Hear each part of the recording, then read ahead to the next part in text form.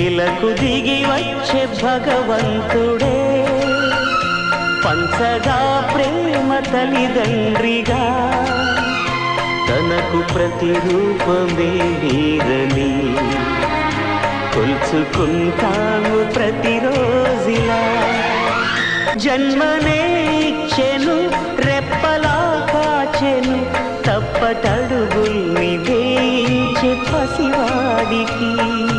తన భుజమెక్కి నే జగతి చూశానులే లోక జ్ఞానమునే చెప్పెనే గురువుగా